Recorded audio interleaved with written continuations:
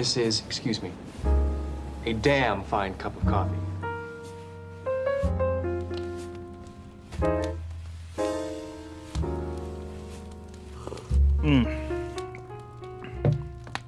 So, I've been on a Batman kick recently. It's really no surprise if you know me personally. Typically, I watch one thing, or I get into one thing, or really like one thing, and then that's sort of all I can think about for the next few months. So, I really enjoyed that The Batman film. So, I decided, hey, why not jump in to the Batman franchise as a whole? I have been watching Batman the Animated Series. Money's a little tight right now, but once it's not tight, I have a few comic purchases I'm gonna make. I'm gonna get The Long Halloween. I'm gonna get it. I'm gonna get Ego and Hush? I don't really remember. I have a few just kind of sitting in my Amazon wish list waiting for me to jump on the purchases because I want to read more. I like it. It's really good, and I'm obsessed, and it's all I could think about right now. I know last week I said I was really getting into Star Trek, but I'm more watching it with my wife, and we're watching Voyager, and I like it, but it's not gonna hold my obsession. I don't really get to pick what I obsess over. And so right now it's Batman. After the Spider-Man No Way Home movie, it was Spider-Man. I watched a lot of Spider-Man stuff. But Batman definitely feels a lot stronger than that. And you can tell because I'm probably going to start buying figures. Every time I get into something, I have to start buying figures because I need a physical representation of myself enjoying something. And I need a constant reminder of it in my house. So that's what's gonna happen over at the Young Panda Ranch, where I grow crops. There will be a lot of figures. Currently got a lot of shit. It's all in boxes because we're moving, but yeah. Right now it's Batman. And I was looking back and I thought, you know what? I've never seen 1989's Batman. I had never seen it. And it's the real beginning of what we understand as Batman. It's interesting seeing a movie that was so popular in 1989 without really knowing too much about it.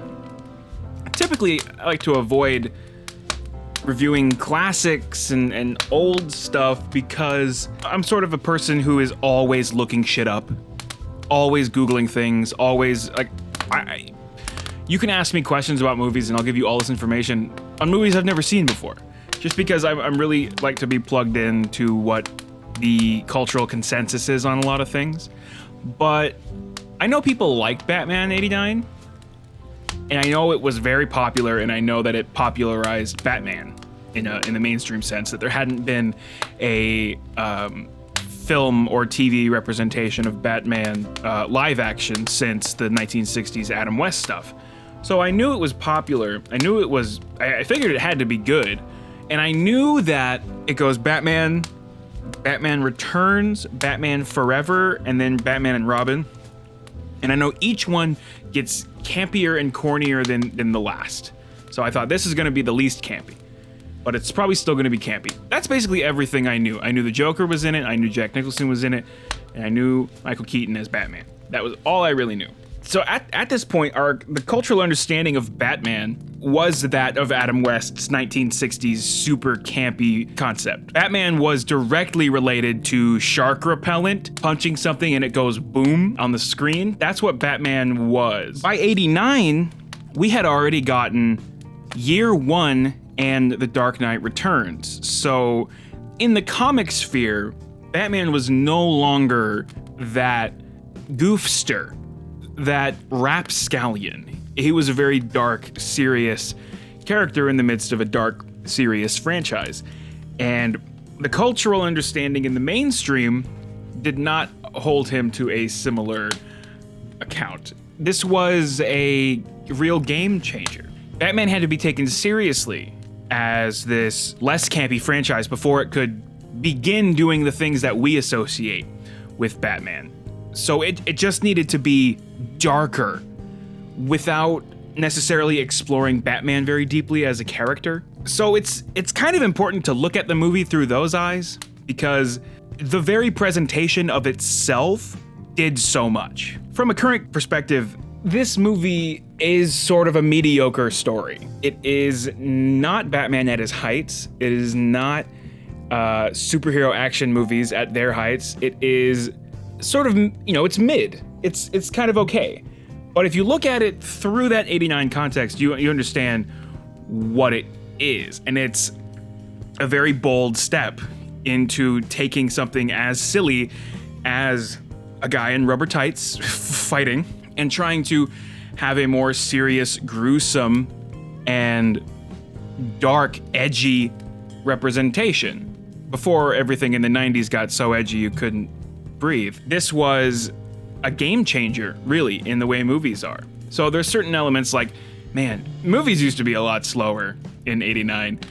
I could imagine myself being pretty impressed with the tech in this movie, like the grappling hook, the Batmobile, the suit, all of Joker's little devices, and the Batcave. That used to be like enough to be the point of a scene. He looks up for a grappling hook place, looks down at his grappling hook, looks over at Vicky Vale, shoots the grappling hook up. The grappling hook shoots up and wraps around, and then the music goes and like he pulls him up and she goes ah, like the grappling hook itself was like the point of it in at least like 2-minute sequence. And that was all you needed, because, well, now I don't really need an explanation of a grappling hook. I've seen a grappling hook so many times in games and movies, and like, you don't really need that. All I need to see is he can do the one where it just shoots out automatically and then he's going up. You can do that in 5 seconds.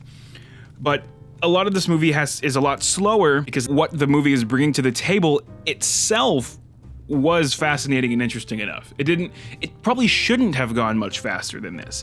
So it's not really a criticism that it's slow. It's more a feature that was necessary and important and good for the point. So while on one hand, I can't say that the movie has aged very well. Certainly not like the action-y scenes. But I can understand from that perspective why it's so important and why it's important to talk about. The legacy of this movie is fascinating. Like, I hadn't realized how many lines and moments have been emulated by other media. Like, not even other Batman media. Well, there's other Batman media that is obviously influenced by it, like the whole, like, I'm vengeance, or I'm justice. That, like, wouldn't be a thing. That wouldn't work without the original I'm Batman. That's the only thing that sets that up. Like, I understood that the context of it belonged to I'm Batman, but I didn't realize that the reason I'm Batman is a famous concept is because of this movie. A lot of other things, like You Ever Dance with the Devil in the Pale Moonlight? I didn't realize that was from this movie. Like, that line came up and I was like, that didn't sound like a reference to anything within the context. And I Googled it and I'm like, yeah, You Ever Dance with the Devil in the Pale Moonlight is from this movie. I thought it was a biblical thing. I think Tyler the Creator or like some of the Odd Future guys used that at some point, and I thought that was a reference to the Bible or some shit, but no, it's a reference to 1989's Joker. And then like, wait till they get a load of me. I've heard that sentence in a few places. I know it's in Kick-Ass, and oh, that's a reference to this too. And at the end, he throws glasses on. He goes, "You wouldn't hit a guy with glasses, would you?" And I'm like, that's probably the origin of that too, because I've seen "You wouldn't hit a guy with glasses, would you?" like a few times.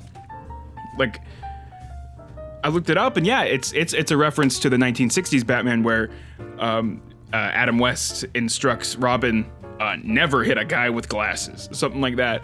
But like, "You wouldn't hit a guy with glasses, would you?" That's Jack Nicholson in Joker originally.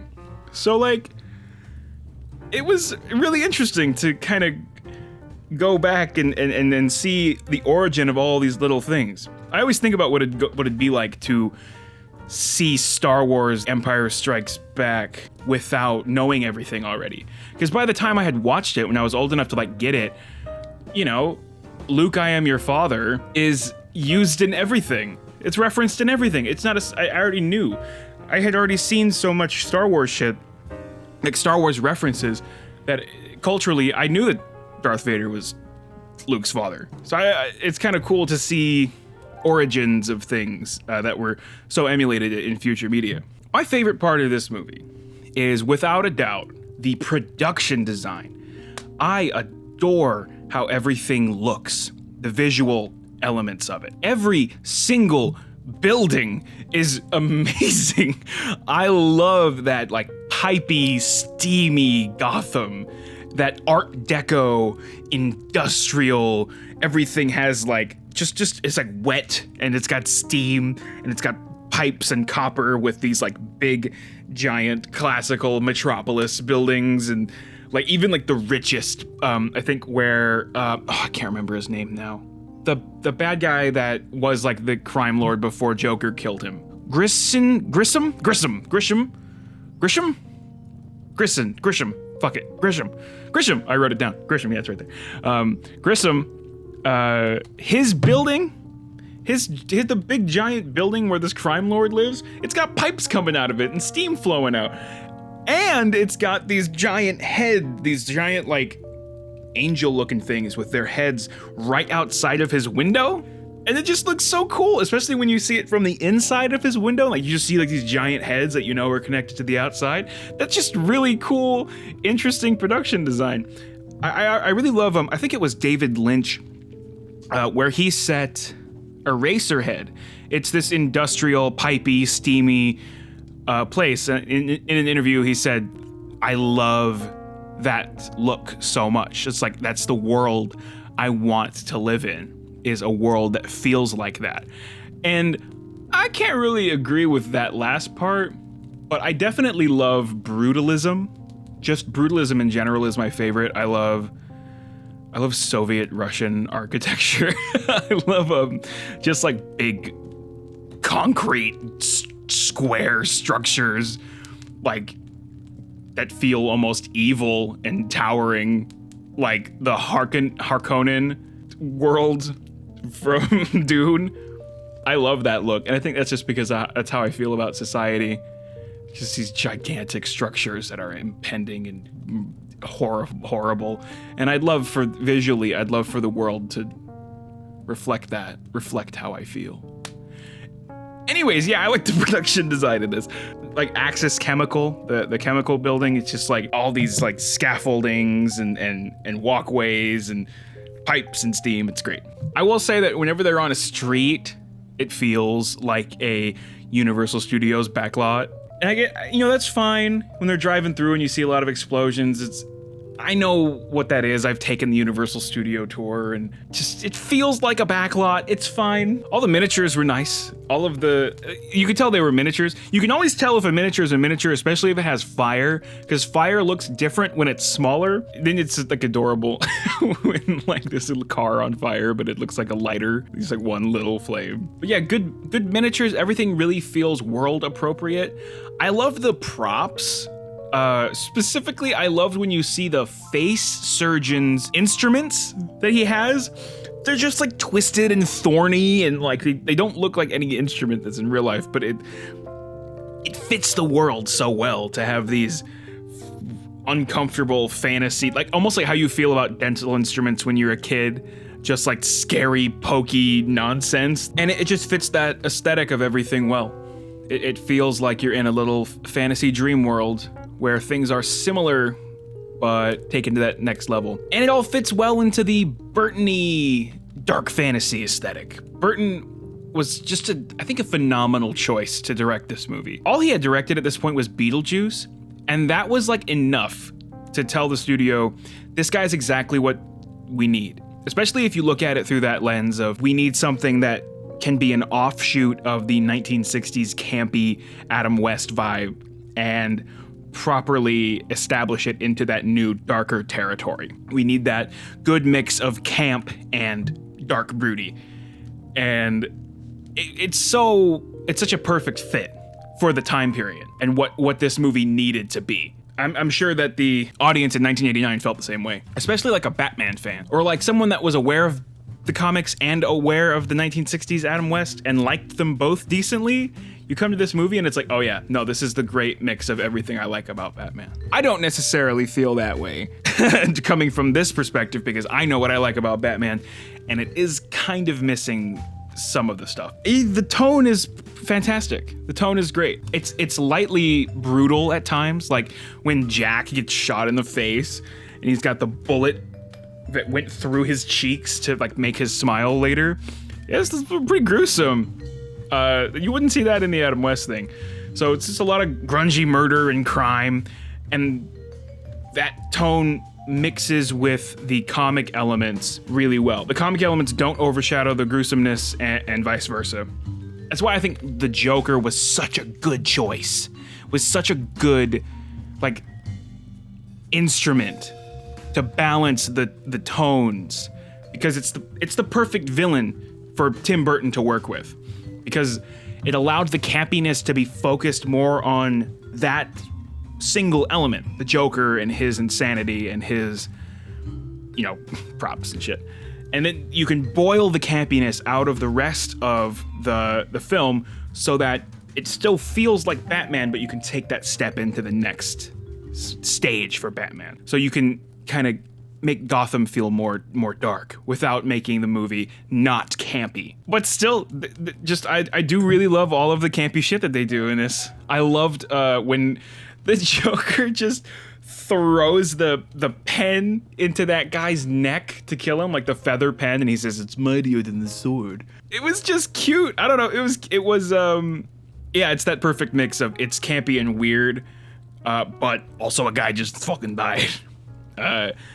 Little touches everywhere that really made it nice. The anchors, when they find out that the makeup is poison, just like having them on TV again, but they don't have makeup on and they're all kind of like ugly and busted up looking. That was great. That felt like straight out of Willy Wonka, which I wonder if Tim Burton has ever directly mentioned as an inspiration, because I see that a lot of that style in his style. I loved when Vicky Vale's at the restaurant waiting for the Batman or Wayne or whatever, and the place fills up with gas, and then all of the waiters and patrons of the restaurant just like breathe it in, and then they die in such a comically flamboyant way, like when the waiter falls on the table and then people are like jumping off the side of the building for no reason, even though they would just kind of like pass out and fall over. It's just this big bolsterous movement of them flying off the handle and dying. I love when the Joker shoots his own TV with the gun. I don't know why the timing of that was just so perfect. He's just pissed off at what he sees and like shoots it with a gun, and then he never looks at a TV again for the rest of the... He takes over the TV stations after that. So I guess that's almost like him being like, fuck watching TV. I'm gonna be the TV. Whatever. Oh, good little details. I remember there's one when he's getting off the float. He's getting off his float at the end parade scene. And there's just a guy that's like bent over and he just steps on his back real quick. That's good. That's quality shit. That's quality shit. Tim Burton is, man, I feel like him and Johnny Depp should have never met. I think they brought out the worst in each other. It's written by two guys, I forget, Sam Hamm, I think one of their names was, and then another guy, I forget his name, but he died like the next year. Like he died in 1990. So, and then the other guy, he kind of spun off and made kind of crappy shit after this. So the writing isn't amazing, but it's pretty functional, and there's some good lines. Like everything that comes out of Nicholson's mouth is fantastic. Like the context of that, you ever dance with the devil in the pale moonlight sentence, like when Batman's trying to like intimidate Joker when he's pretending to be Bruce Wayne, he like smashes the thing and he's like, "You want to get nuts? Huh? Because we can get nuts." That was nice. But then Joker's like, "You ever dance with the devil in the pale moonlight?" and fucking shoots him. Just like, you can't out crazy me. I think he says like, "Never tug another man's rebar," because he knows like, you can't play my game. You can't psych me out with craziness. That's literally everything I am. That was just a really nice little line, a nice line that kind of got the point across really well. And then it's so iconic on top of that. I love when Batman is asking for that file on his parents from Alfred. And it was right after, like, Batman almost died. Alfred had to, like, take care of him and shit. And he tells him, I don't want to spend my last few years grieving over old friends, as in, like, looking through his dead parents' shit, or their sons. It's like just a really quick little quip is like, I don't want to spend the time in this misery with you, and I also don't want it to kill you. Good line, got the point across. 12 words or whatever. There was one line. It's such a stupid dick joke, but when Knox meets Vicky Vale for the first time, she's like, I'm a photographer. And then he's like, well, if you want to do a nude shoot, you're gonna need a long lens. Because he's talking about the size of his dick. And I thought that was funny. That gave me a chuckle. I had not heard that one before. I will say, I don't think there was enough Gordon. In 1989, no one gave a shit about who Gordon was. No one wanted some weird guy with a mustache. Like, it wasn't important to getting Batman in the forefront of the American consciousness. And we had Kim Basinger to be Vicky Vale. And that's all we needed. We didn't need no Gordon. Even though I think Gordon and Batman's relationship in this year's The Batman was like one of my favorite Batman relationships, period. I loved their friendship. It was so interesting. But nope, Vicky Vale and Bruce's relationship is in this one as the forefront, and it is fucking boring. Why did every 80s action movie need a romantic subplot? It's not interesting. It's boring. The movie in general, like, lacks an emotional core for Batman. It does not really get into his broody nature, and instead it replaces that with the romance element, and I don't care. There's so little introspection into Batman at that point. Like, taking it completely out of its context, like, I don't know who Bruce Wayne is. I don't know why I should care if he has a relationship with someone or if they're compatible. I think at one point Vicky Vale says, I loved you since the day we met. And like, they just kind of bumped into each other at a party and like they talked for like a second. I don't know if people that made movies in the 80s understood how relationships work, but I'm pretty sure it involved a woman being saved by a man. That was romance. Anyways, Vicky Vale did offer like the normie perspective, like someone who's not a superhero or a cop, just kind of someone who's investigating the situation. We definitely don't need that these days because we're so comfortable with the Batman mythos. However, at the time, I get it, you need that. That's fine. Her character was just a little eh. And there's another blonde, tall woman. There's two women in the movie. There's like the reporter, but like as a characters, there's two. There's the one who's a gold digger hottie who sleeps with rich mobsters. And then one is a reporter. Both are equally hot, tall, thin blondes. I don't know. Again, product of its time. You've got all of these really interesting, cool characters. All of them are men, except for the two blonde, bland, boring characters. I liked Alfred in this. It's the most Alfred-y Alfred. I know they stuck with the same actor for the next like 3 movies just because that's very Alfred-y Alfred. This most recent Batman, I was okay with the Alfred, but this feels the most like Alfred. Billy D. Williams is in it as Harvey Dent, and it makes me sad that he never got to be Two-Face because that would be really interesting. You never get to see Billy D. Williams do much except for be the cool guy. It would have been interesting to see him try to tackle Two-Face. But no, we got Tommy Lee Jones in Forever. The mobster Joker is interesting. And that's most of Joker. Joker is like, he's like an offshoot of mobsters who wants power to like rule Gotham in his own sick, twisted vision. He wants that to be the reality. So he's vying for power. He's becoming a mobster.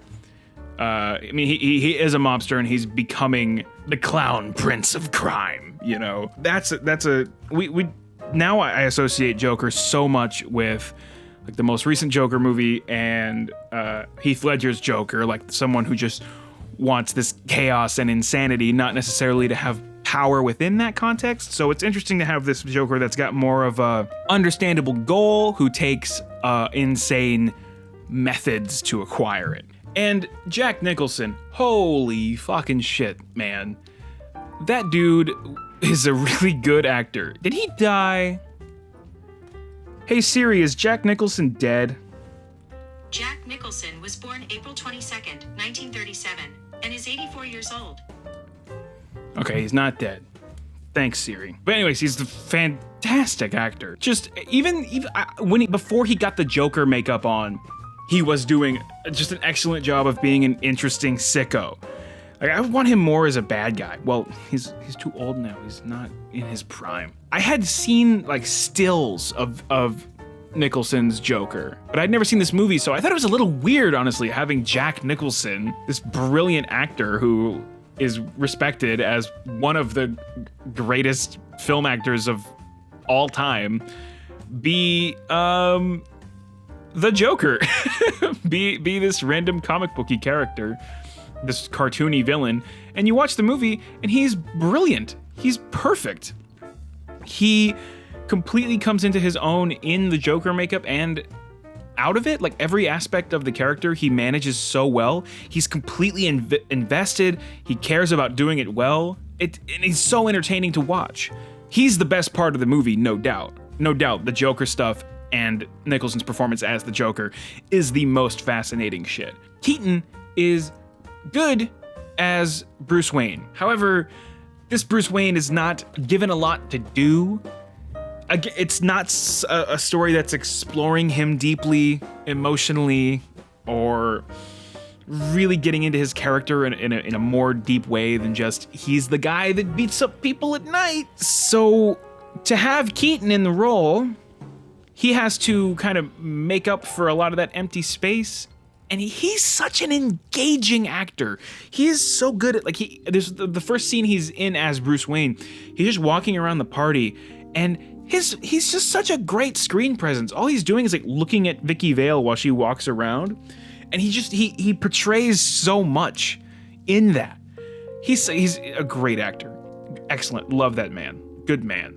The actor who played Knox was good. Knox is kind of an annoying character, but I've seen that guy around a lot, and he's always a good, dependable character actor. These are all... I feel like Keaton and Nicholson were just a different caliber of actor, because that was at the time when not every actor had to be fucking hot. It could just be a guy. You didn't really matter what you looked like as long as you could do a good job acting. And that was the people that we put in this Batman movie. So that's what makes it really, really good, interesting casting. It's pretty fun. Kim Basinger is serviceable as Vicky Vale. Not record-breaking, not earth-shattering. Fine. She's doing fine. She's doing okay.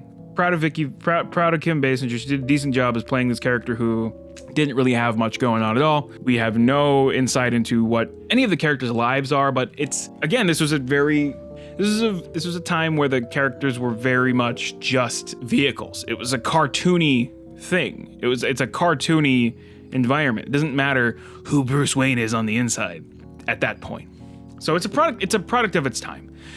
Obviously it was a smash hit culturally, like in the mainstream world of movies. Like it changed a lot. This was a obvious gemstone in the history of superhero media, but it's definitely showing its age. The action elements have aged a lot. It does not feel very action-packed. It's honestly a little boring when it's just Batman fighting people. The best stuff is when it's the Joker doing his Joker shit. That's when the movie is operating at full speed. Great shit. There's not enough timeless quality to really make it stand out among the Batman canon, but without decent, okay, kind of mediocre Batman, can we really appreciate the excellent Batmans? Can we appreciate The Dark Knight Returns or Year One or The Long Halloween without reading a few mediocre Batman comics that no one really talks about? When I was first getting into comic book reading in general, I looked up like what's the best Batman comics or the best comics that you should read. So I read Dark Knight Returns and I read like Watchmen and all of those like iconic ones that everyone should read. But then I got into actual comic books And I was like, these are all really mid. The ones that are just kind of running, pretty basic and boring. But that's why you need to read some of those sometimes, because now I have so much more appreciation for Watchmen. I have so much more appreciation for Dark Knight Returns and whatnot, because, you know, most stuff is just okay. And this, as a Batman story, is okay. It's a good live action, high budget, high production, excellent production design, well acted, really good movie with an okay Batman story that was just there to present Batman to the mainstream as a much more accurate representation of what the Batman canon looked like in general at that point. So I can thank this movie for bringing us Batman on a silver platter so that we can all understand the cultural mythos and greenlight something like The Dark Knight or something like The Batman 2022, because those movies are amazing. So, thanks for stopping by, guys. Oh man, all of my coffee has come down to the bottom and it's built like a coffee paste almost, because I did the French press thing again. Oh, that's strong. Holy shit. Woo! If you like this, if you liked me talking about Batman, I can do some more Batman movies. I can just go in order. If you're interested in that, let me know in the comments. Thanks for sticking around. Thanks for watching this long. Love ya. Take care of yourself. I'll see you soon. Might be a bit before I post again, because we're actually gonna start our moving process next week. So it might actually be a week or two before I do one of these again, but thanks for dropping by. Love you. See you next time.